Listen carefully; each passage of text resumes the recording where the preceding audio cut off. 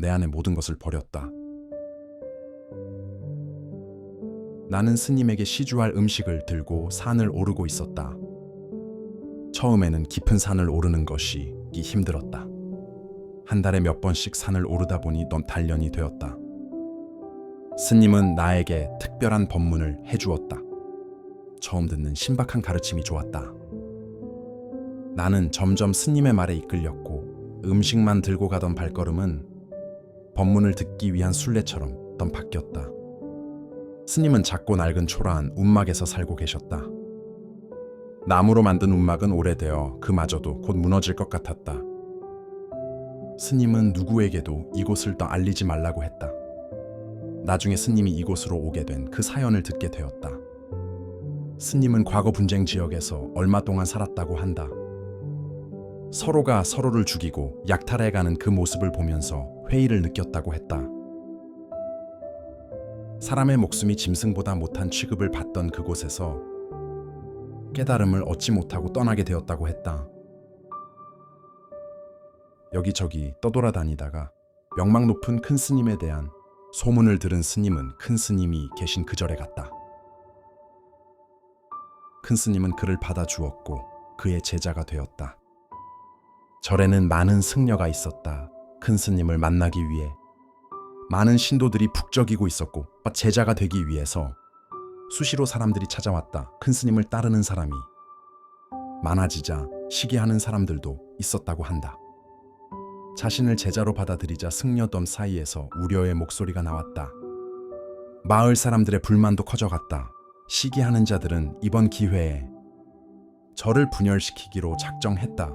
신도들이 절에 가는 것을 방해하고 거짓 소문을 퍼뜨렸다고 했다. 사람들이 분노한 이유가 스님이 살았던 지역이 문제가 되었다. 분쟁 지역에서 왔다면 성인 남자는 군인으로서 살생을 저질렀을 것이 뻔뻔한데 손에 피를 묻힌 자를 어찌 신성한 절에 드릴 수 있단 말인가 라는 비난과 불만이 커졌다.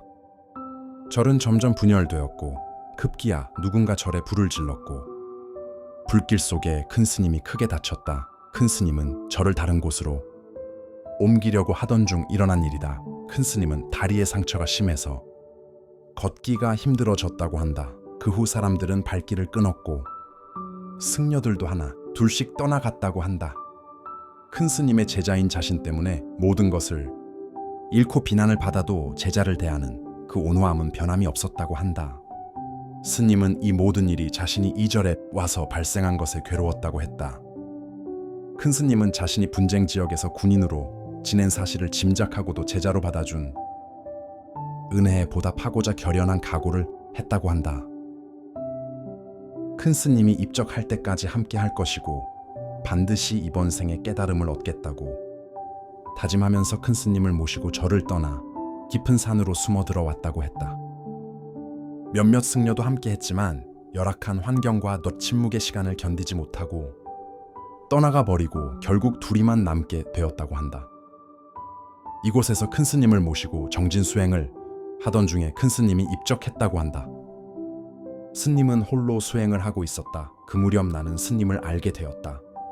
처음 스님을 보았을 때 옷은 낡아서 볼품이 없었고 몸은 야위어 있었다. 하지만 눈빛은 깊고 맑았다.